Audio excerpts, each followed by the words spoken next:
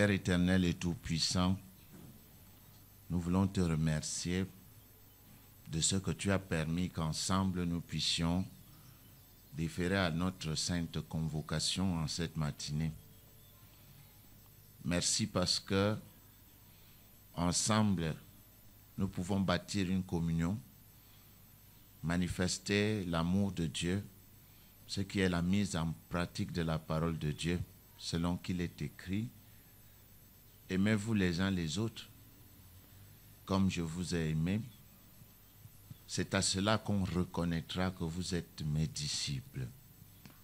Nous voulons te dire merci, Père, parce que tu nous as communiqué des principes dans la parole de Dieu qui sont essentiels pour le progrès, pour la promotion. Et nous voulons te dire, te rendre grâce de ce qu'en mettant ces principes en application, nous voyons des résultats dans notre vie. Père éternel et tout-puissant, nous voulons être reconnaissants pour la vie, la grâce de la vie que tu nous as accordée. Nous sommes vivants et c'est nous les vivants qui pouvons louer Dieu, puisque David nous dit « Qui te louera dans le séjour des morts ?» Père, merci parce que nous sommes en vie. Et si tu nous as donné la vie, c'est parce que notre raison d'être est de louer Dieu selon les principes bibliques. Louer Dieu est notre style de vie, notre engagement journalier. C'est la mission qui nous est impartie. Merci donc parce que tu as créé l'homme pour ta gloire et qu'à travers les manifestations du Saint-Esprit, il peut te louer et te rendre grâce pour ta plus grande gloire. En cette matinée, Seigneur, nous sommes venus à toi avec des doléances aussi. Nous voulons te présenter nos vies afin que tu évalues la qualité de nos vies. Certes, d'avance, nous reconnaissons que nos vies ne te glorifient pas. C'est pour cela que nous venons te demander de les évaluer en tenant compte de ce que nous avons fait de bien. Puisque nous savons que le jugement qui nous donne la paix est tombé sur Jésus-Christ, que nous louons et glorifions. Nous savons que c'est par ses meurtrissures que nous sommes guéris. Nous savons que c'est lui qui s'est chargé de nos douleurs et que les douleurs qu'il a subies sont nos propres douleurs que nous aurions dû subir. Avec donc son sacrifice, Seigneur, nous pouvons nous présenter devant toi sans un sentiment de culpabilité. C'est ce qui fait notre joie. Que nous venions à toi, nonobstant notre insuffisance, notre manque d'obéissance, notre négligence de la parole, notre refus même parfois de te respecter, tu nous accueilles les bras ouverts. Nous voulons demander pardon pour nos péchés, en pensée, en parole, en action et par omission.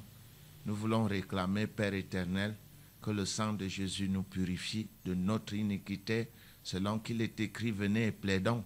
Si vous êtes rouge comme le cramoisi, je vous rendrai blanc comme la neige. Nous croyons, Père, que le sang de Jésus-Christ nous rend blanc comme la neige. Merci donc de ce qu'en cette matinée, nos bouches ouvertes pourront te glorifier.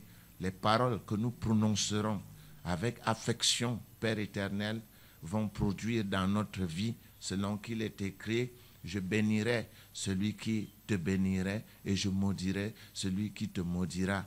Seigneur, si nous nous employons en cette matinée à te bénir, nous croyons que nous allons recevoir encore des bénédictions, bien que tu nous aies bénis de toutes sortes de bénédictions spirituelles dans les lieux célestes en Christ. Seigneur, ouvre notre intelligence à la rétention de l'information, de la connaissance, afin que le livre de la loi ne s'éloigne point de notre bouche, afin que, Père éternel, par la réception, par la rétention et par la parole que nous prêchons devant les gentils, devant ceux-là qui ne connaissent pas la parole, et par l'action de cette parole, nous puissions vaincre l'adversaire. Nous voulons t'inviter à venir souper avec nous selon qu'il est écrit, je me tiens à la porte et je frappe. Si quelqu'un entend ma voix et m'appelle et m'écoute, moi et le Père, nous viendrons à lui et nous souperons avec lui. Seigneur, viens souper avec nous afin que cette fête soit vraiment grande et que le partage nous soit réciproquement bénéfique. Toi par la louange, nous par la réception et l'exaucement de nos prières. Nous t'avons prié au nom de Jésus-Christ. Amen. Alara ya munu akia si ara mana kashuru kusu kuturi akaba biali ara ya mana ya kasuru kutu beri ya wana satata akiketeri ala mana ga kusuru kutu ya la bata kata muko. Je suis le Dieu de justice, riche en bonté. Je vous ai envoyé mon fils Jésus-Christ comme don de mon amour et comme sacrifice de substitution pour vos péchés, afin de vous réconcilier avec moi. Ne vous mêlez pas du mal, ne m'offensez pas, ni toute autre personne, et vous pourrez être purs et irréprochables au jour du Seigneur.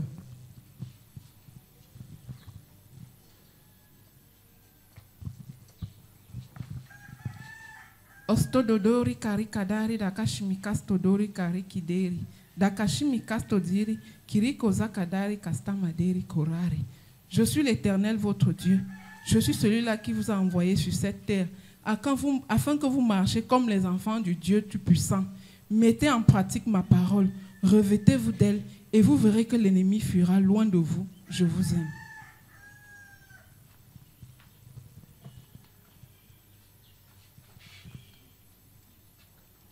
Je suis l'Éternel, le Dieu qui vous a délivré de la puissance des ténèbres. Je ne vous ai pas laissé seul dans ce monde pervers et corrompu. J'ai mis en vous mon esprit et je vous ai donné ma parole qui contient toutes les armes de l'esprit. Méditez donc cette parole jour et nuit et agissez dans tous les domaines de votre vie selon tout ce qui est écrit et vous serez plus que vainqueurs.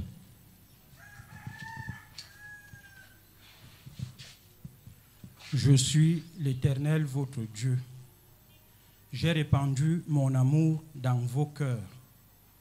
À votre tour, répandez cet amour dans la vie de tous ceux qui vous environnent et beaucoup plus encore dans la vie de vos ennemis. Et vous expérimenterez la manifestation de ma droite victorieuse dans tous les aspects de vos vies. Éternel, notre Dieu, notre Roi, nous te rendons infiniment grâce pour ces paroles d'exhortation par lesquelles tu édifies ton peuple rassemblé en ton nom ce jour à l'Église évangélique réformée du Cameroun.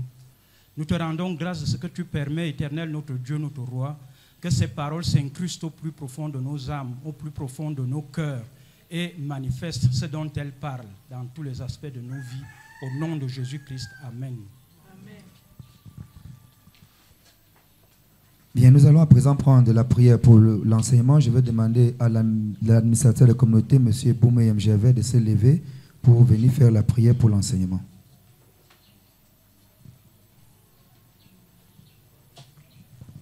Nous prions. Dieu Tout-Puissant, au nom de Jésus-Christ, nous te rendons grâce et nous te disons merci de ce que tu nous as réunis ici en cette matinée. Et nous bénissons ton Saint-Nom pour ta parole qui va être annoncée ce matin. Nous te rendons grâce, Père éternel, parce que tu protèges les cœurs de tes enfants. Tu enlèves, Père éternel, tout ce qui est endurci dans les intelligences, afin qu'au nom de Jésus-Christ, cette parole qui va sortir ce matin puisse être gravée, qu'elle puisse être reçue, qu'elle puisse être comprise et qu'elle, notre Père, notre Dieu, à la fin, qu'elle puisse être partagée par ceux-là qui ne sont pas là. Au nom de Jésus-Christ, Père, je te présente celui-là, Père éternel, que toi tu as oint, afin que notre Père, notre Dieu, tu continues à le bénir, tu continues, notre Père, notre Dieu, à le remplir, afin que, Père éternel, tes enfants continuent aussi à être nourris de ta parole, nourris, notre Père, notre Dieu, de ta connaissance. Nous te disons merci, au nom de Jésus-Christ. Amen. Dans le livre de Jérémie, chapitre 1, au verset 12, il est écrit, je cite, « Tu vois, dit l'Éternel, je veille sur ma parole pour l'exécuter. » Révérend, vous allez vous lever, prendre la parole pour l'enseignement du jour.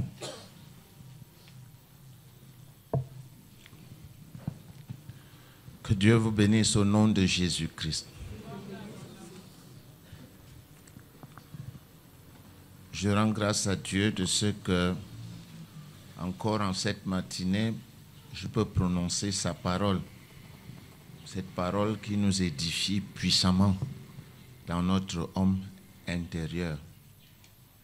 Mais avant de dispenser l'enseignement, j'ai voulu expliquer aux uns et aux autres qui viennent de venir dans notre ministère ce que c'est que la manifestation du parler en langue, avec les interprétations des langues et des prophéties. C'est vrai que dans des églises classiques, on n'a pas fait des investigations dans ce champ-là. Je pense que c'est tout simplement parce que les gens ont confondu l'Esprit de Dieu qui est venu le jour de la Pentecôte avec Dieu lui-même. Très peu ont eu le courage de rentrer dans les Saintes Écritures pour chercher effectivement, afin de trouver ce que Dieu propose, les solutions divines au niveau des cinq sens. Donc les manifestations de l'Esprit sont encore en activité. Si elles ne sont pas en activité, ce n'est pas le fait de Dieu. C'est tout simplement parce que les hommes de Dieu ne s'investissent plus dans la recherche biblique. Effectivement, si quelqu'un n'a jamais appris à conduire un véhicule, il s'asseyerait dans un véhicule sans savoir quel bouton toucher pour démarrer, quel bouton toucher pour avoir la musique, pour avancer, pour avoir l'éclairage, et ainsi de suite. Le don qui est venu le jour de la Pentecôte, la semence incorruptible de Dieu qui est arrivée ce jour-là, n'est pas repartie. Elle est descendue et elle est là depuis 2000 ans. C'est bien dommage parce que nous entendons souvent les gens chanter le dimanche « Viens Esprit Saint, viens Esprit Saint », comme si pour qu'il vienne, les disciples avaient prié. Aucun disciple n'a prié pour que l'Esprit de Dieu vienne. Jésus leur a dit « Attendez dans la ville jusqu'à ce que le Consolateur vienne ». Jésus lui-même ne connaissait pas quand est-ce que le Consolateur serait venu. Mais lorsqu'il est arrivé, les disciples sont mis à voir de grandes manifestations. Ils ont vu la manifestation de parler en langue, ils ont vu la manifestation d'interprétation des langues et même la manifestation de prophétie. Et plusieurs d'entre eux ne savaient pas ce que c'était. Ils ont essayé d'expliquer en rapport avec les Écritures qu'ils avaient à l'époque, mais celui qui a vraiment montré le cœur de Dieu en relation avec les manifestations du Saint-Esprit est l'apôtre Paul dans les livres de Corinthiens 12, 13 et 14. Donc aujourd'hui, c'est vrai que lorsque les chrétiens parlent en langue, ils font un désordre fou. Quelquefois, l'adversaire même est entré dans cette manifestation-là parce que les gens qui parlent en langue ne sont pas maîtres de leur propre intelligence quand ils parlent en langue et parfois ils commencent et ne peuvent pas arrêter. Il n'en demeure pas moins, malgré ces dysfonctionnements, que ces manifestations existent. Et nous avons fait de grandes investigations dans ce domaine. C'est la raison pour laquelle nos croyants peuvent parler en langue et interpréter les langues. C'est quoi le parler en langue? C'est votre capacité donnée par Dieu par laquelle au moyen de l'Esprit de Dieu qui est en vous, vous pouvez parler une langue que vous ne comprenez pas. Quel est le but du parler en langue?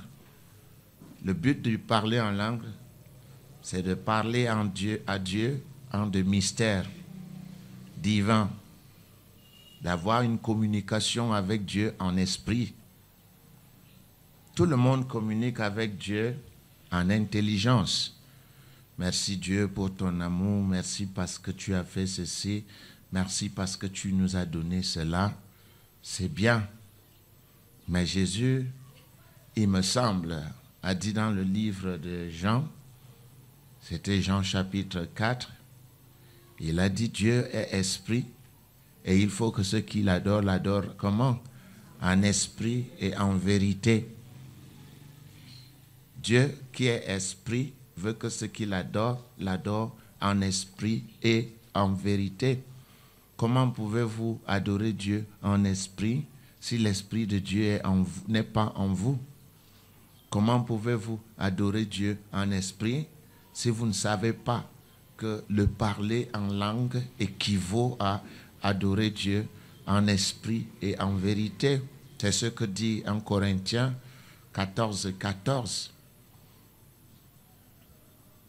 Je peux citer et je prends la peine de faire ces développements pour aider ceux qui viennent d'arriver dans notre ministère à comprendre que ce n'est pas une contrefaçon. Ce sont des manifestations qui existent. En Corinthiens 14, verset 14. Vous pouvez même voir verset 14. Car si je prie en langue, mon esprit est en prière. Si je prie en langue, qu'est-ce qui est en prière? Mon esprit est en prière, mais mon intelligence demeure stérile. Nous pouvons donc dire quoi? Que celui qui parle en langue, son esprit est comment? En prière. Et quand Jean 4, 24 dit Dieu est esprit et il faut que ceux qui l'adorent, l'adorent en esprit et en vérité, parler en langue équivaut à quoi? À prier Dieu en esprit et en vérité. C'est la raison pour laquelle nous parlons en langue dans notre ministère. Dieu nous a donné la grâce de connaître comment ça se passe et quel est le bouton que les apôtres ont appuyé pour que cette manifestation soit évidente. Ne soyez donc pas inquiets lorsque les gens parlent en langue et interprètent. Moi-même, je parle en langue et j'interprète parce que Dieu nous a donné cette capacité-là de pouvoir opérer les 9 manifestations du Saint-Esprit. Vous voyez, en 1 Corinthiens 14, 4, 5, il est écrit « Je désire que vous parliez tous en langue ». Je désire que vous fassiez quoi? Que vous parliez tous en langue, mais encore plus que vous prophétisiez tous. S'il désire qu'on parle tous, nous pouvons aussi prophétiser comment? Nous tous. Donc, les manifestations du Saint-Esprit sont comme le soleil. Tous les dons de Dieu sont comme le soleil et la pluie. Le soleil brille pour les bons et pour les méchants, et la pluie tombe pour les bons et pour les méchants. Donc lorsque nous aurons des séminaires qui expliquent le parler en langue et le comment du parler en langue, nous ne manquerons pas de vous inviter afin que vous vous imprégniez de ces réalités-là. Que Dieu vous bénisse. Je voulais apporter des éclaircies parce que chaque fois que des gens parlent en langue ici, je vois des regards inquisiteurs, des gens qui regardent avec suspicion. Mais qu'est-ce qu'ils sont en train de faire? Qu'est-ce qu'ils sont en train de dire? C'est biblique. 1 Corinthiens 14, dévoile toutes ces manifestations. Donc vous pouvez en faire un champ d'investigation. Si vous êtes un chercheur, apprenez à lire et à vous poser des questions. Maintenant, l'enseignement que j'ai voulu donner aujourd'hui est un grand enseignement. Je veux te confronter avec toi-même, que tu répondes à la question que je vais te poser aujourd'hui. Cet enseignement, je l'ai lu en 1986 pendant que j'écrivais ce cours. Comme vous pouvez le voir, il est en manuscrit avec une machine à dactylographier. J'écrivais cet enseignement en 1986. Et ça veut dire qu'il a 30 ans. D'ailleurs, vous voyez que le papier a jauni. Et ce jour-là, j'avais lu un article qui m'a beaucoup béni. C'était un article des témoins de Jéhovah. Et cet article-là posait la question, votre religion a-t-elle de l'importance devant Dieu? J'ai lu l'article et l'article m'avait profondément touché. Parce que les vérités que ces gens dévoilaient dans cet article étaient, pour moi, c'était des choses nouvelles que je rencontrais dans l'étude de la parole de Dieu. Jusque-là, je ne m'étais jamais posé cette question. Je suis allé à Rome, grand séminariste et autres, mais je n'avais jamais posé cette question. Je ne m'étais jamais... Je suis allé au séminaire, tout mon parcours, c'est le prêtre, hein, mon parcours académique. J'y suis allé pour devenir prêtre. Mais je ne m'étais jamais posé cette question, votre religion a-t-elle de l'importance devant Dieu? Bien au contraire, l'idée qui semblait animer tout le monde, c'était que toutes les religions sont bonnes, hein, et que ce sont des différents chemins qui conduisent à Dieu. C'est ça l'idée générale. Toutes les religions sont bonnes, mais sont les chemins différents qui mènent à Dieu. Et on a même résumé ça en une courte phrase. Tout chemin mène à Rome. C'est ça. On a résumé ça dans une courte phrase en disant tout chemin mène à Rome. Mais les chercheurs du domaine de la religion ont découvert beaucoup de choses. Je ne vais pas rentrer dans les sciences sociales parce que ce ne serait plus enseigner la parole de Dieu en tant que telle. Mais sur le plan de l'histoire des religions, on sait que jusqu'au XVIIe siècle, dans le monde, on ne considérait pour religion que le catholicisme, jusqu'au XVIIe siècle. Et que toute religion autre était supposée être de la superstition. Vous connaissez ça? C'est quoi? Superstition. Voilà. Tout ce qui était à l'encontre du catholicisme à une certaine époque était considéré comme des superstitieux. Vous vous rappelez de la réforme protestante qui a été durement réprimée par Ignace de Loyola, qui est le fondateur de l'ordre des Jésuites. Vous vous rappelez que le 517 avec Martin Luther qui écrit 95 thèses et les affiche sur l'église de Wittenberg parce que le pape et ses indulgences, on était en train de construire le Vatican d'aujourd'hui. Alors, on disait que si tu donnes de l'argent, même si tu es criminel, tes péchés seront effacés. Et c'est l'une des questions, l'un des problèmes qui a été à l'origine de cette rébellion des indulgences, comme on les appelait à l'époque. Et il y a eu une répression terrible, il ne faut même plus en parler parce que c'est du passé. La répression a été terrible, à tel point que beaucoup de personnes sont mortes. On a même organisé la chasse aux sorcières C'est-à-dire que quand on voulait te détruire, on disait que tu es sorcier et on venait, on te détruisait. Ils avaient institué un tribunal qu'on appelait l'Inquisition. On te faisait avouer par la torture que tu es sorcier et on te brûlait vivant. Ça, c'est des choses qu'il faut aller lire dans le net, l'histoire de l'Église. Bon, finalement, on s'aperçoit qu'avec la venue de Jésus-Christ, Jésus-Christ ne prend pas les choses de cette manière, de la même manière des hommes. Il ne dit pas que tout chemin mène à Rome. Jésus-Christ commence et sa guerre est là, ouverte contre les pharisiens qui pourtant possédaient une très grande connaissance de la loi de Moïse, mais utilisaient très mal les Écritures. À tel point que je voudrais vous lire un extrait de Matthieu 23 et vous verrez ce que Jésus-Christ a dit aux pharisiens. Matthieu 23.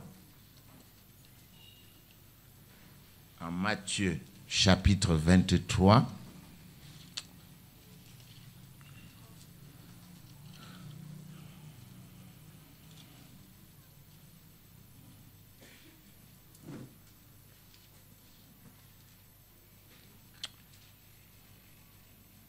C'est grave, hein?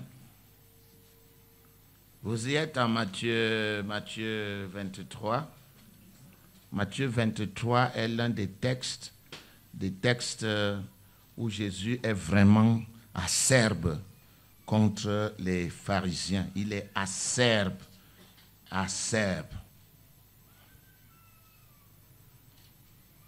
Matthieu 23.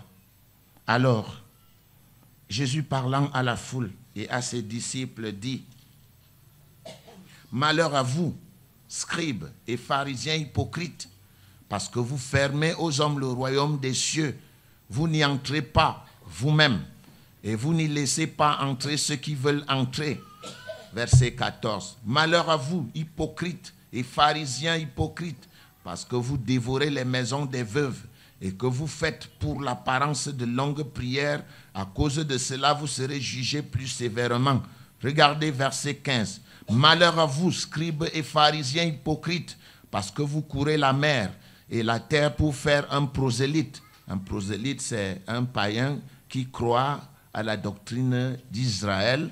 Et quand il est devenu, vous en faites un fils de la géhenne deux fois plus que vous. Verset 16. Malheur à vous, conducteurs aveugles, qui dites: si quelqu'un jure par le temple, ce n'est rien. Mais si quelqu'un jure par l'or du temple, il est engagé. Verset 17. Insensé et aveugle, lequel est le plus grand, l'or ou le temple qui sanctifie l'or? Verset 18. Si quelqu'un, dites-vous encore, jure par l'autel, ce n'est rien. Mais si quelqu'un jure par l'offrande qui est sur l'autel, il est engagé. Aveugle, lequel est le plus grand, l'offrande ou l'autel qui sanctifie l'offrande? Celui qui jure par l'autel, jure par l'autel et par tout ce qui est dessus. Celui qui jure par le temple, jure par le temple et par celui qui y habite. Et celui qui jure par le ciel, jure par le trône de Dieu et par celui qui y habite. Verset 23, encore une fois. Malheur à vous, scribes et pharisiens hypocrites, parce que vous payez la dîme de la menthe, de l'année et du commun, et que vous laissez ce qui est plus important dans la loi, la justice, la miséricorde et la fidélité. C'est là ce qu'il fallait pratiquer sans négliger les autres choses. Regardez au verset 24. Conducteurs aveugles qui coulaient le moucheron et qui avalaient le chameau. Verset 25. Malheur à vous, scribes et pharisiens hypocrites, parce que vous nettoyez le dehors de la coupe et du plat, et qu'au-dedans, ils sont pleins de rapine et d'intempérance. Verset 28. Pharisiens aveugles, nettoient premièrement l'intérieur de la coupe du plat, afin que l'extérieur aussi devienne net. Malheur à vous, scribes et pharisiens hypocrites, parce que vous ressemblez à des sépulcres blanchis qui paraissent beaux au dehors et qui au dedans sont pleins d'ossements de mort et de toute espèce d'impureté. Vous de même au dehors vous paraissez juste aux hommes, mais au dedans vous êtes pleins d'hypocrisie et d'iniquité. Malheur à vous, scribes et pharisiens hypocrites, parce que vous bâtissez les tombeaux des prophètes et ornez les sépulcres des justes, et que vous dites, si nous avions vécu du temps de nos pères, nous ne nous serions pas joints à eux pour répandre le sang des prophètes. Vous témoignez ainsi contre vous-même que vous êtes les fils de ceux qui ont tué les prophètes. Comblez dans la mesure de vos pères, serpents, race de vipères. Comment échapperez-vous au châtiment de la hyène? Vous avez vu quel est le ton de Jésus-Christ? Serpent, race de vipères, serpent. Je vous ai enseigné ça jeudi soir, n'est-ce pas? Qui étaient des serpents? Les fils de l'adversaire, les buveurs de sang que vous voyez partout aujourd'hui, qui tuent des gens dans la nuit et boivent le sang, qui égorgent des enfants sur des motos et boivent le sang. Ces gens sont la race des vipères, c'est-à-dire la race des serpents. Les pharisiens pensaient-ils que leur religion était bonne? Pensaient-ils ou non? Que croyaient les pharisiens en rapport avec leur religion? Elle était bonne ou elle n'était pas bonne? Elle était très bonne même, à la limite. Il n'en demeure pas moins que Jésus-Christ ne l'a pas jugée bonne. Regardez en Jean 8, 41. Jean 8, 41. Jean chapitre 8, verset 41. Vous y êtes? Il dit encore aux pharisiens, écoutez bien, vous faites les œuvres de votre père. Ils lui dirent, nous ne sommes pas des enfants illégitimes comme toi. C'est ça qu'ils lui disent en réalité. Nous avons un seul père, Dieu. Et Jésus leur dit, si Dieu était votre père, vous m'aimeriez, car c'est de Dieu que je suis sorti et que je viens. Je ne suis pas venu de moi-même, mais c'est lui qui m'a envoyé. Et il prend au verset 43. Pourquoi ne comprenez-vous pas mon langage? Parce que vous ne pouvez écouter ma parole. 44. Vous avez pour père le diable. Et vous voulez accomplir les désirs de votre père. Il a été meurtrier dès le commencement et il ne se tient pas dans la vérité parce qu'il n'y a pas de vérité en lui. Lorsqu'il profère le mensonge, il parle de son propre fond, car il est menteur et père du mensonge. Et moi, parce que je dis la vérité, vous ne me croyez pas. Fin de citation. La religion des pharisiens était fausse. Elle servait les intérêts du diable, comme la religion de la plupart des agents du diable qui sont venus ici. Faites attention. Il dit aux pharisiens, malheur à vous, scribes et pharisiens hypocrites, parce que vous fermez aux hommes le royaume des cieux, vous n'y entrez pas vous-même et vous n'y laissez pas entrer ceux qui veulent entrer. Vous voyez? Ils barrent la route. Eux-mêmes n'entrent pas. Non seulement eux-mêmes ils n'entrent pas, mais ils empêchent à ceux qui veulent entrer de faire quoi? D'entrer. Nous n'avons pris que le cas des pharisiens. Prenons le cas de l'apôtre Paul. Vous avez pris Acte 9, 1 à 6. L'apôtre Paul, lorsqu'il persécutait les chrétiens, pensait rendre un culte à Dieu jusqu'au jour où il reçut la révélation du Saint-Esprit. Acte chapitre 9, du verset 1 au verset 6. Acte chapitre 9, du verset 1 au verset 6. Cependant, Saul, respirant encore la menace et le meurtre contre les disciples du Seigneur, se rendit chez le souverain sacrificateur. Il tuait, respirant encore la menace et le meurtre contre les disciples du Seigneur. Les disciples. Il en avait tué plusieurs. Et il lui demanda des lettres pour les synagogues de Damas. Il dit, donnez-moi des lettres. Je vais aller en Syrie, à Damas, pour aller prendre les gens qui prient dans leur maison et les ramener ici, les mains et les pieds et les poings et les pieds et les poings liés. Vous pensez que quand il posait ces actes, il croyait aimer Dieu, c'est vrai ou c'est faux? Quand il agissait pour Dieu ou pour le diable? Pour le diable, mais de par lui-même, il était conscient d'agir pour qui? Pour Dieu. Mais il faisait le mal. Et la plupart des incultes sont comme ça. Parce que les gens qui agissent sans la parole de Dieu dans leurs intelligences, ils sont toujours très sincères. Mais la sincérité n'est pas une garantie de vérité. Ce n'est pas parce que tu es sincère que tu es dans la vérité. C'est Dieu qui détient la vérité. Ce n'est pas la vérité de la société dont on parle, ou la vérité d'une socioculture qui a socialisé les gens à sa manière, qui en a fait une sorte de microcosme qui acquiert de manière passive les convictions de cette société-là. Non, ce n'est pas de ça qu'il s'agit. Il s'agit ici de la vérité de Dieu. Comme il était en chemin et qu'il approchait Damas, tout à coup, une lumière venant du ciel resplendit autour de lui. Il tomba par terre et il entendit une voix qui lui disait, « Saul, Saul, pourquoi me persécutes-tu » Pourquoi? Paul était sincère, non? Il pensait rendre un très grand service à Dieu, non? Mais il servait les intérêts de qui? Votre religion plaît-elle à Dieu? Point d'interrogation. Encore faudra-t-il même que vous confrontiez votre religion en rapport avec la parole de Dieu que vous ne connaissez pas. Il répondit, « Qui es-tu, Seigneur ?»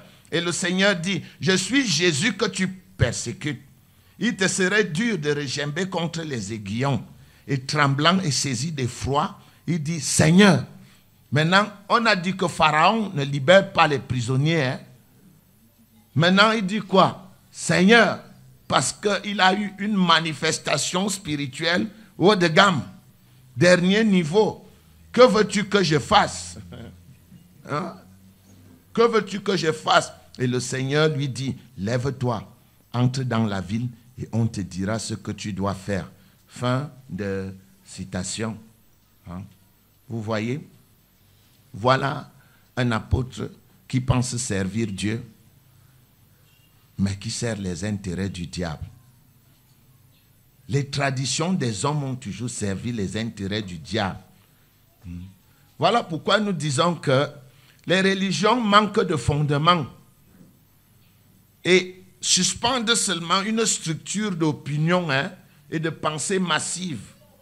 Et pour la plupart, c'est la magie. Ou on va appeler ça comment? La métaphysique. C'est toujours les points de vue des hommes plutôt que la parole de Dieu. Vous voyez, Dieu n'a jamais dit quelque part ne bois pas. Il dit ne t'enivre pas. Et les hommes disent quoi? Ne bois pas. Dieu n'a jamais dit que le pasteur ne doit pas danser. Dieu n'a jamais fixé quelque part les métiers que les hommes de Dieu doivent faire. Et pourtant, les religieux, parmi lesquels beaucoup de croyants qui persécutent les hommes de Dieu, eux, ils ont des versets bibliques spéciaux qui disent que l'homme de Dieu ne doit pas boire. Quand Jésus-Christ lui-même a fait quoi? Il a bu ou il n'a pas bu? Jésus a bu ou je vais entendre tout le monde. Il a bu ou il n'a pas bu? Il a bu. Et je peux même vous montrer un verset où il dit que c'est ce qu'il fera encore avec ses apôtres quand il reviendra. Il dit, je ne boirai plus avec vous de ce vin jusqu'à ce que je revienne dans mon royaume. Qu'est-ce qu'il va faire? Jusqu'à ce que quoi? Il va faire quoi? Hein? Vous voyez, des gens suspendent donc des idées comme ça. Ils s'imposent un genre de choses. Et ils disent qu'il ne faut pas boire. Il ne faut pas aller danser. Non, le pasteur ne danse pas. Il ne faut pas aller à une fête. Non, non, non, non. Le pasteur, il danse. Et non. Ça, ce sont des choses que les hommes entretiennent. Les doctrines qu'ils fabriquent. Et ils tordent souvent le sens des écritures. Par exemple, les femmes ne doivent pas prêcher dans des églises. Ils sortent les écritures du contexte pour dire que les femmes ne doivent pas prêcher, quand on sait qu'il y a eu des juges en Israël qui étaient quoi? Des femmes. Quand on sait que Évodie et Syntyche, dont il est question dans le livre de Philippiens, étaient des femmes. On les appelle les grandes femmes du Seigneur. Comment donc peuvent-ils dire que les femmes ne doivent pas enseigner? Ou l'autre qui est la femme ne doit pas porter le pantalon. C'est écrit où? Ou qu'elle ne doit pas se tresser. Ils confondent le langage purement spirituel qui dit qu'au lieu de privilégier la parure extérieure, il faut plutôt privilégier quoi? La parure intérieure. Ils disent ne mange pas, ne bois pas, alors que Paul explique en Romains 14, 17, que le royaume de Dieu, ce n'est pas le manger et le boire. Vous voyez donc, ils suspendent des principes qui sont tous pernicieux et qui par l'abus deviennent ridicules. Je peux vous montrer ce que l'apôtre Paul lui-même, qui persécutait l'Église, dit en Colossiens chapitre 2.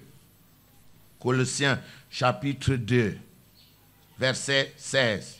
Je cite, que personne donc ne vous juge au sujet du manger ou du boire ou au sujet d'une fête, d'une nouvelle lune ou des sabbats ou des sabbats. C'était l'ombre des choses à venir, mais le corps est en Christ. Qu'aucun homme, sous une apparence d'humilité et par un culte des anges, culte des démons, ne vous ravisse à son gré le prix de la course, tandis qu'il s'abandonne à ses visions et qu'il est enflé d'un vain orgueil par ses pensées charnelles, sans s'attacher au chef dont tout le corps assisté solidement assemblé par des jointures et des liens tire l'accroissement que Dieu donne. Si vous êtes mort avec Christ au rudiment du monde, pourquoi, comme si vous viviez dans le monde, vous impose-t-on ces préceptes? Ne goûte pas, ne prends pas, ne goûte pas, ne touche pas. Préceptes qui tous deviennent pernicieux par l'abus et qui ne sont fondés que sur des ordonnances et des doctrines des hommes.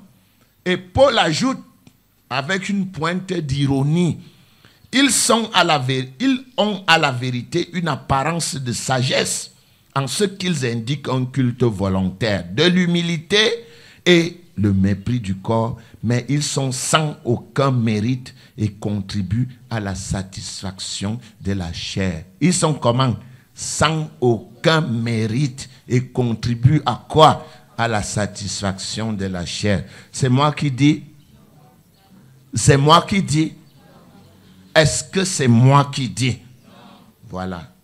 Vous voyez donc que des gens inventent des règles qui paraissent humbles, qui paraissent même sensées, mais qui en réalité ne servent pas à l'évangile.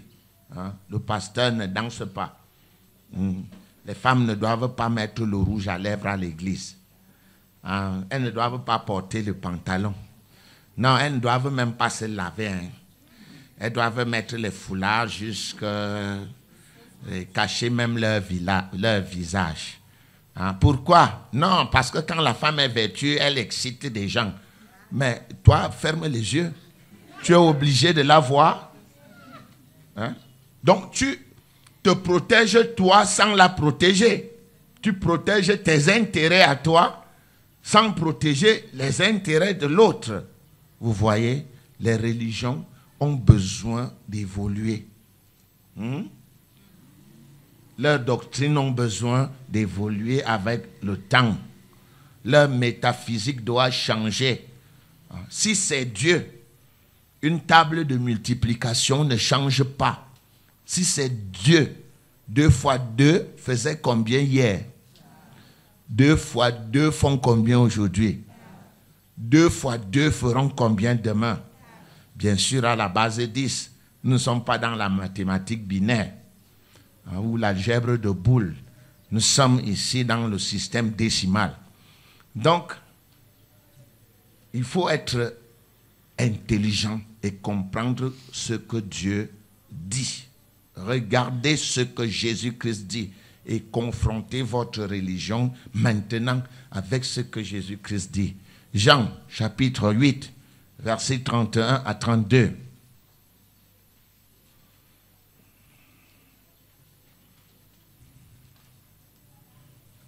Jean, chapitre 8, versets 31 à 32.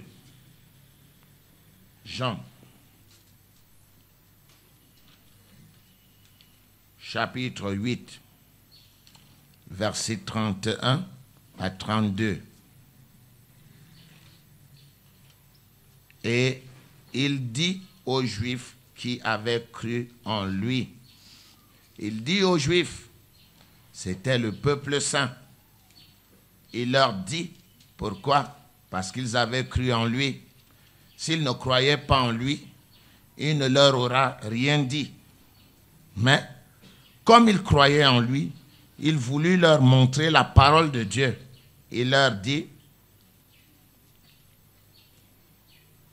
si vous demeurez dans ma parole, vous êtes vraiment mes disciples. Si vous demeurez dans ma parole, vous êtes vraiment mes disciples. Il n'est pas dit si vous demeurez dans votre église ou si vous demeurez dans la théologie de votre religion. Il est dit si vous demeurez où? Et où est la parole? Où est la parole? Et combien de personnes la lisent? Très peu. On s'est arrangé à vous enlever des Bibles pour que vous dépendiez des gens, pour que les gens vous dictent leur loi quand ils veulent vous la dicter. Mais la Bible enseigne que Jésus dit à ceux qui avaient cru en lui, si vous demeurez dans ma parole, vous êtes vraiment mes disciples. Verset 32. Et c'est le verset que j'aime beaucoup. L'autre verset ici, vraiment mes disciples, met l'accent sur l'adverbe vraiment. Vraiment. Il n'a pas dit vous êtes mes disciples. Les disciples de Jésus-Christ sont partout au monde. Ils sont partout au monde. Mais le vrai disciple demeure où? Et puis qu'est-ce qu'on appelle disciple? C'est quoi un disciple? C'est un mot latin. Ce mot tire son origine dans le latin discepolus, qui veut dire élève, qui suit la doctrine de. Discepolus, élève, suivant la doctrine de. L'élève dit, le maître dit A, et les élèves disent quoi? B, c'est ça? Quand le maître dit A, les élèves disent quoi? A. Le maître dit B, les élèves disent quoi? B. Mais Jésus a tellement de disciples aujourd'hui que le A que lui l'a prononcé est devenu Z. Jésus a dit A il y a 2000 ans. Les gens ont fait évoluer le A et le A est devenu quoi? Z. Mais le texte biblique dit, si vous demeurez où? Dans ma parole. La demeure du croyant c'est où? Dans la parole. La demeure du croyant c'est où? Dans la parole. Il doit lire la parole. Il doit s'affranchir.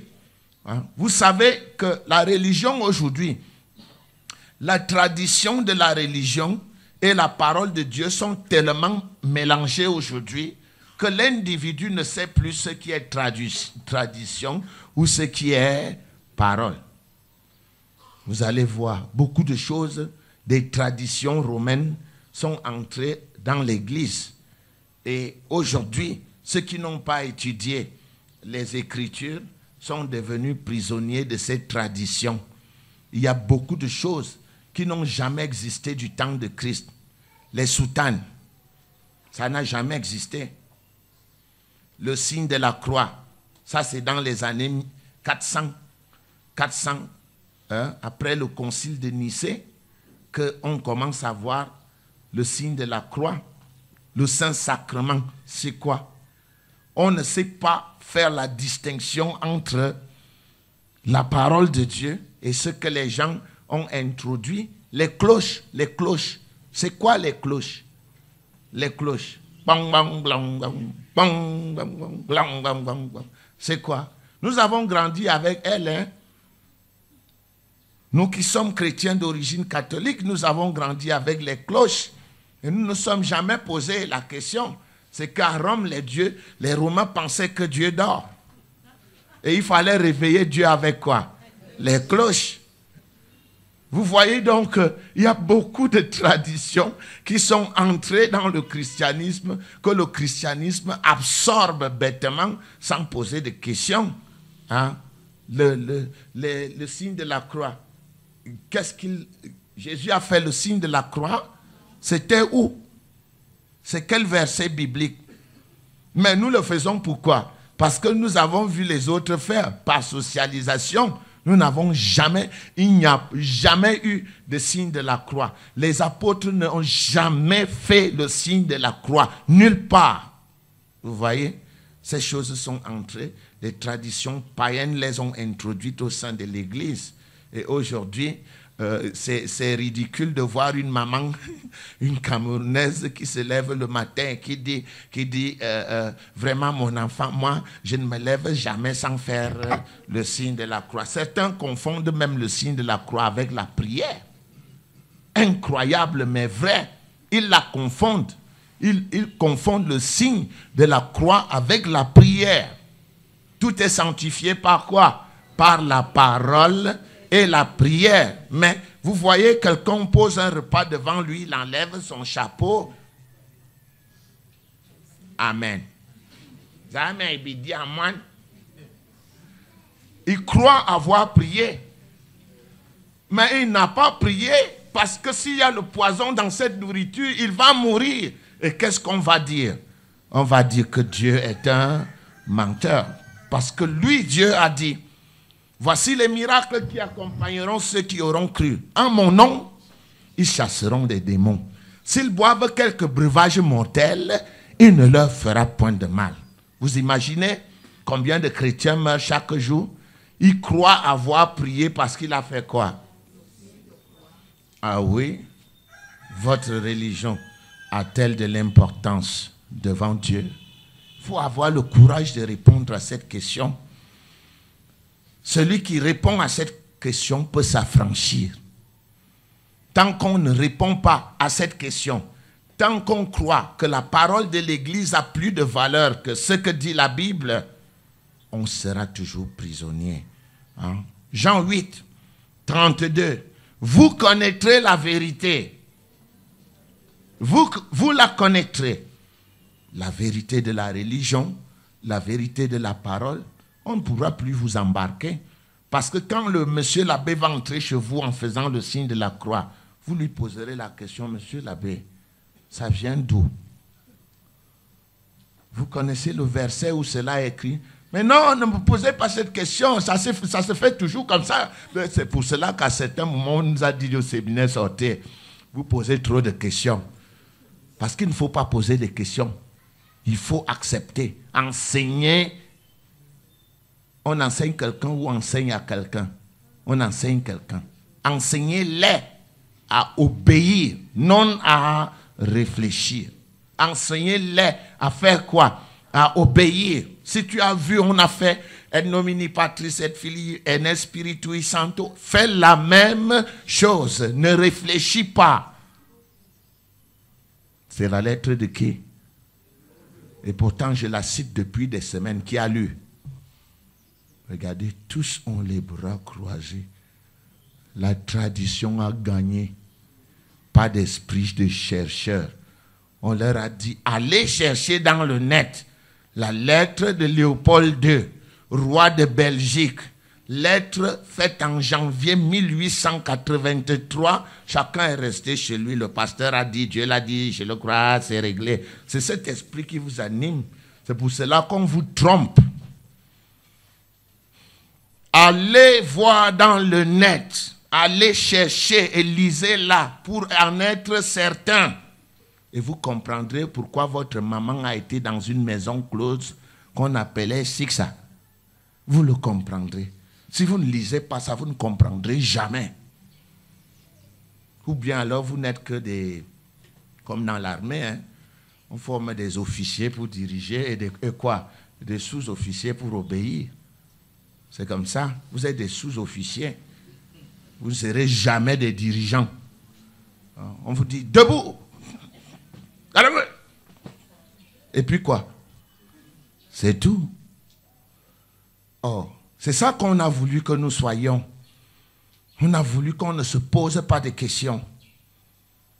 On a voulu qu'on agisse sans se poser de questions et ils ont vraiment réussi. Parce qu'aujourd'hui, si vous cachez une vérité dans le livre, le noir, il sera très difficile qu'il découvre cette vérité-là. Vous la posez simplement là, vous mettez dans le livre. Parce que lui, à 18 ans, il va regarder le film. Il va rire. Il voit le film alors que l'éducation est où? Dans les livres. Vous les voyez là, il y a plein de livres là-bas. Au secrétariat, ils ont les bras croisés. Dès que le culte est fini, ils sortent. Ils veulent être des pasteurs. Vous ne serez jamais pasteur. Allez chez les born again. On va vous ordonner en 3 semaines. Il y a plein de livres là, plein. Qui a acheté? Rien. Et pourtant, vous voulez diriger. Vous voulez avoir la connaissance sans lire. Même Jésus-Christ a lu. Parce que chaque fois que le diable est venu ou quelqu'un, il a dit quoi? Il est écrit, n'avez-vous pas lu? Voilà. Bon, chers frères, Dieu ne nous recommande pas d'être fondés sur des principes, des préceptes des hommes. Dieu ne nous recommande pas d'être fondés sur des principes des nouvelles églises, sur des principes des gens qui nous manipulent, des gens qui, quand ils veulent de l'argent, ils disent offrande de l'oiseau, offrande de la patate, offrande du maïs, offrande du citron. Tout le monde est là. Et pasteur va prier pour moi. J'ai donné l'offrande du citron. C'est écrit où l'offrande du citron? C'est quel livre? Je crois que c'est bien qu'on vous fasse un peu ça. Hein? Vous connaîtrez la vérité et la vérité vous affranchira. On dit, j'étais épaté l'autre jour que quelqu'un dans une église prend une grosse pierre, il l'amène, il dit on va écraser le diable. Il bénit la pierre, il casse en petits morceaux, il dit chaque morceau coûte 50 000. Le pasteur a béni la pierre. Il peut écraser le diable avec une pierre. Oh, vous êtes naïf. Hein? Voyez-vous, je vais vous montrer quelque chose qui se trouve en Matthieu 15. Matthieu 15. Nous enseignons à l'église évangélique réformée, nous enseignons. Notre ministère est fondé sur l'enseignement. Matthieu 15. Vous êtes en Matthieu 15. C'est un texte que vous avez même lu 10 000 fois. Mais chaque jour, il apporte un plus. Matthieu 15, regardez. Même les pharisiens étaient ces gens étaient dans le collimateur de Jésus-Christ. Alors les pharisiens et des scribes vinrent de Jérusalem auprès de Jésus et dirent, ils étaient venus. Jésus s'attendait qu'ils allaient lui poser des questions sérieuses. Mais regardez ce qu'ils lui demandent. Verset 2. Pourquoi tes disciples transgressent-ils la tradition des anciens? Car ils ne se lavent pas les mains quand ils prennent leur repas. Voilà la raison pour laquelle ils sont venus voir qui? Jésus. Incroyable, mais vrai. Ils voulaient qu'on se lave les mains. Le reste ne les intéressait pas. Dieu ou n'importe quoi, on s'en fout. Lavez-vous quoi? Les mains avant de prendre le repas. Oh, nous revenons à Paul. Paul dit quoi? Le royaume de Dieu, c'est le manger et le boire, n'est-ce pas? Non. Le royaume de Dieu, ce n'est pas le manger et le boire. Non, le royaume de Dieu, c'est la justice, la paix dans le Saint-Esprit. La justice, la paix dans le Saint-Esprit. Est-ce que vous êtes juste? Est-ce que vous manifestez la justice dans votre environnement? Est-ce que vous entretenez la paix là où vous êtes? Est-ce que vous marchez avec les manifestations du Saint-Esprit? C'est ça le royaume de Dieu. La justice, la paix dans le Saint-Esprit. Ce n'est pas le manger et le boire. Et qu'est-ce que Jésus leur dit? Il leur répondit au verset: et vous, pourquoi transgressez-vous le commandement de Dieu au profit de votre tradition? Qu'est-ce qui est important pour Jésus? La nourriture, la tradition ou le commandement de Dieu? Qu'est-ce qui est important pour toi? Ta tradition ou le commandement de Dieu? Ta tradition. Laisse les gens tranquilles. On te voit chaque jour quand tu prépares les funérailles. Tu peux dire non quand les anciens ont dit que ça va se faire. Es-tu capable? Bon. Vous voyez? Les hommes fabriquent les traditions et deviennent prisonniers de quoi? De leur tradition. Hein? Tu as vu? Dieu dit dans sa parole: mangez de tout ce qui se vend au marché, pourvu que vous le preniez avec action de grâce. Et moi, j'ai fait ça un jour. C'était en 91 ou 90. Les Monabés venaient de faire le cours. Je venais de leur faire le cours. Et puis, j'ai fait cuisiner une vipère. J'ai posé les plats. Et j'ai dit dans la salle: ok, Dieu dit: mangez de tout ce qui se vend au marché, pourvu que vous le preniez avec action de grâce. Bénissons le repas, on a béni. Je dis: qui vient manger? Débandade totale. Les étonnes dans la salle ont dit que non. Leur tradition dit quoi? On ne mange pas la vipère tant qu'un vieux au village ne t'a pas donné la vipère. Les Bassas ont mangé. Il y a aussi un de mes fils très courageux qui est venu s'asseoir avec quoi mon abbé lui-même. Ils sont mis à manger. En définitive, les textes bibliques ont besoin de textes matériels pour identifier les gens qui embêtent les autres. Hein? La tortue, un étonne la mange. Et la tortue ne lui cause aucun problème. Mais lorsque un croyant du Mbam, de Bafia, ou le Yambassa voit la tortue, il ne permet même pas qu'elle passe devant, parce que c'est la loi du totémisme. C'est un totem chez eux. Or, la loi dit que si le totémisme dit qu'on ne tue pas, qu'on ne mange pas son totem. Donc, alors, si un Bafia mange la tortue, il a la lèpre, tandis que l'autre, qui est étonné, qui n'a pas un lien spirituel avec le totem des Bafia, mange tranquillement la tortue, elle ne lui fait rien. De même, le Bafia mange la vipère et l'étonne qui a un lien, un interdit, un lien totémique avec la vipère, s'il la mange, a de la gale. Attention, revenons sur terre. Le Bafia est moins homme que l'étonne, c'est ça? L'étonne est moins homme que le Bafia. Quel est donc le problème des deux? C'est le conditionnement mental. Ce que tu crois, c'est ce qui t'arrive. Job l'a dit, Job 3,5. Ce que je redoute, c'est ce qui m'atteint. Ce que je crains, c'est ce qui m'arrive. C'est la loi du conditionnement mental.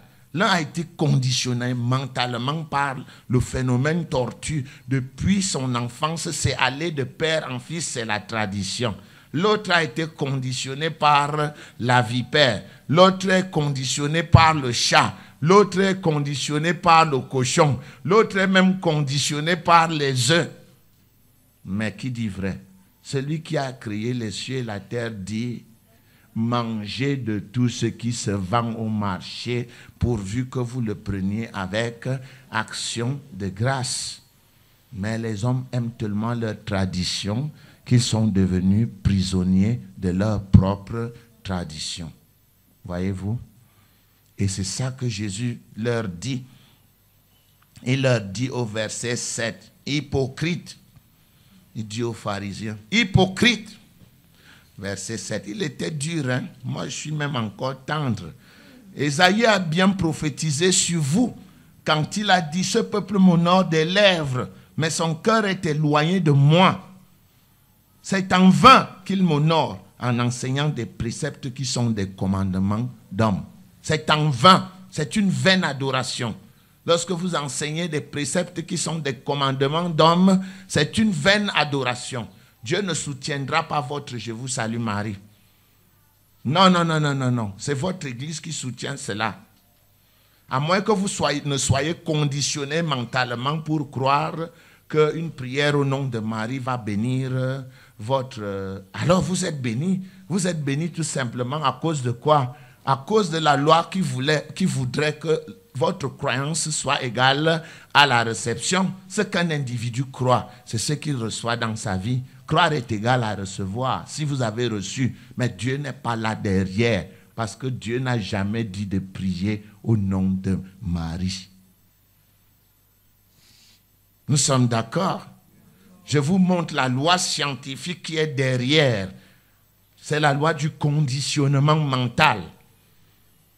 Un individu devient ce qu'il croit. Nous sommes ce que nous sommes à cause de ce que nous croyons. Ce qu'un individu croit se manifeste dans sa vie. C'est une loi scientifique qui est montrée. Elle a même été montrée par les chirurgiens neurologues. C'est eux qui ont découvert dans les années 30 que le système nerveux était commandé par le centre de la parole qui se trouve au cerveau. Le système nerveux commandé par le centre de la parole qui se trouve au cerveau. Ça veut dire que si un individu dit par exemple dans la matinée, je sens comme si je serais malade, je sens comme si, et le centre de la parole dans le cerveau communique au système nerveux, il dit, le patron dit qu'il sent comme s'il sera malade, préparez-vous à être malade. Hein? Le système nerveux donne les commandes aux cellules du corps. Les cellules disent, non, le chef a dit qu'il sent comme s'il sera malade. Vous-même commencez à baisser la garde. Hein? Et ça va ainsi jusqu'à tout le corps entier. Hein? Dans la soirée, vous êtes malade. Vous avez dit quoi le matin? Je sens comme si je serais malade aujourd'hui. Qui a appelé la maladie? Vous-même. Croire est égal à quoi? Jésus-Christ l'a dit, dites-le. Si quelqu'un dit à cette montagne, ôte-toi de là et jette-toi dans la mer, s'il ne doute pas, mais croit que ce qu'il dit arrive, il le verra s'accomplir. Dites-le, croyez-le, égal résultat, en bien comme en mal. C'est scientifique. C'est scientifique. Hein? C'est scientifique. Vous comprenez donc pourquoi Jésus leur a dit la vaine adoration. Vous pouvez recevoir parce que vous croyez. Hein? Beaucoup de gens font des miracles à cause de la croyance. La croyance fonctionne. Même chez nous, on sait ça. Les vieux de chez nous disent, si tu dessines le diable au mur, il va entrer dans ta maison. Le mur, c'est quoi? C'est la toile de ton intelligence. Ta maison, c'est ta vie. Vous voyez le Satan Pimani Wanda. C'est ça, c'est clair. Ça, c'est de l'empirisme. L'empirisme veut dire qu'ils ont vécu ça pendant longtemps par expérience personnelle. Ils en ont fait une loi. C'est ça que ça veut dire. Donc, nous allons donc commencer à nous préparer à terminer. Hein, landing, comme disent souvent les Anglais, que je vais, permettez-moi d'atterrir. Permettez-moi d'atterrir. Vous voyez, quand Jésus parle, il parle à qui? Il parle aux gens qui organisent les fausses religions. Et l'apôtre Paul lui-même, qui était un de ceux-là, dit en Colossiens 2:8, prenez garde que personne ne fasse de vous sa proie par la philosophie et par une vaine tromperie. Prenez garde. Tout ce que vous écoutez n'est pas de Dieu, mais ça peut être beau à entendre. Hein, comme quelqu'un qui charme une femme avec de belles paroles. N'est-ce pas? Les femmes aiment bien les belles paroles, non? On dit non, le gars là parle bien, ouais.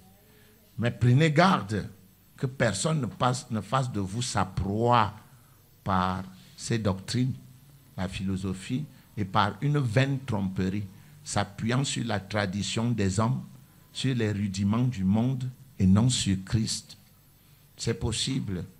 Oh, Jésus-Christ avait des enfants. Vous leur posez la question, le nom de sa femme c'était qui? Il disait Marie de Magdala.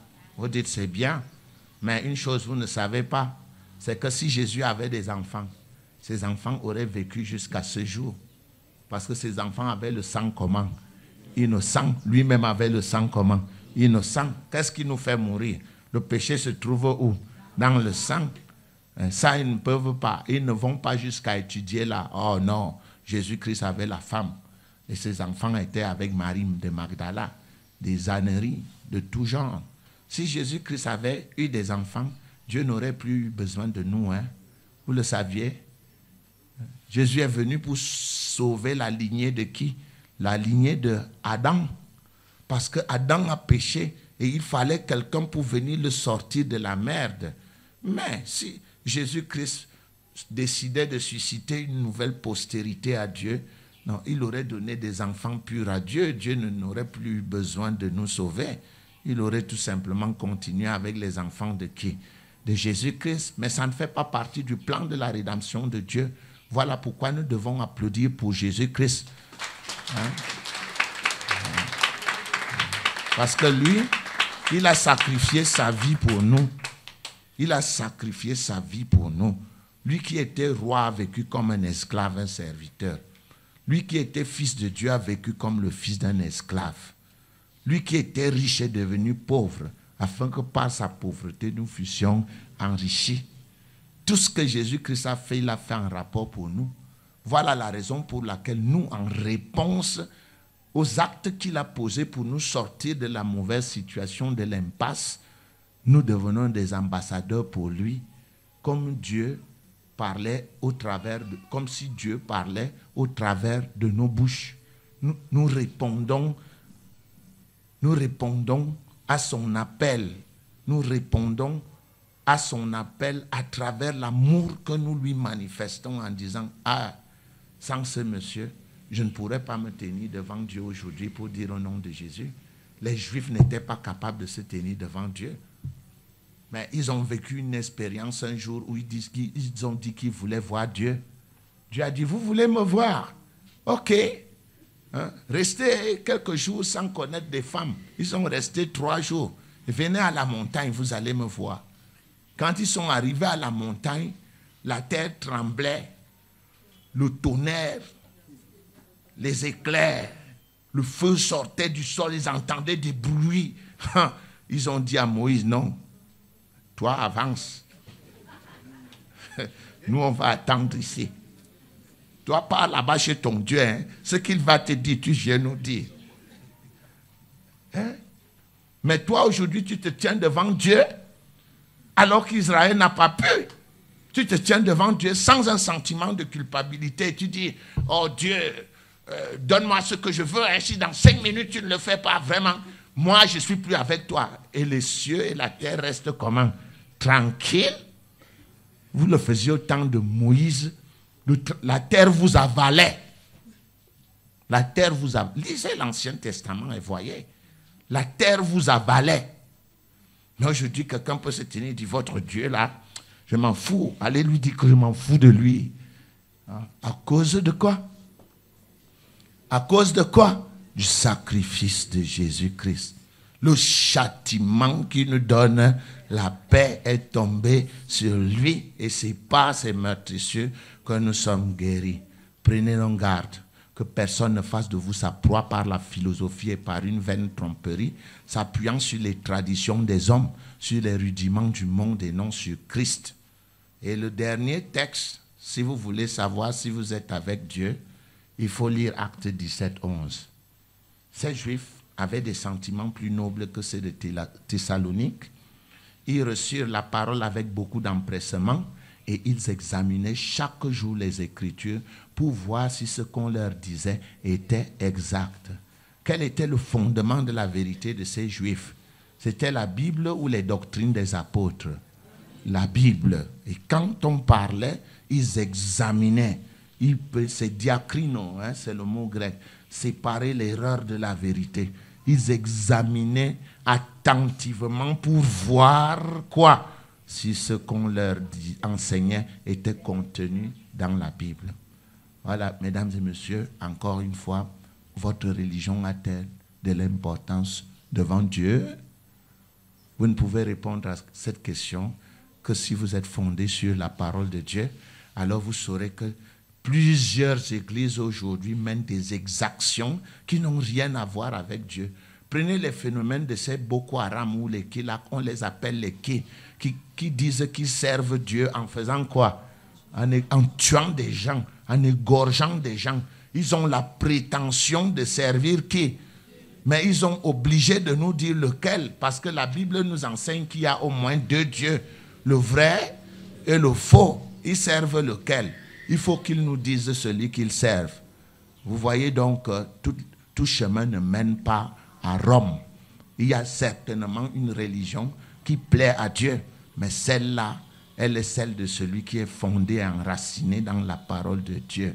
Que Dieu vous bénisse au nom de Jésus-Christ. Merci.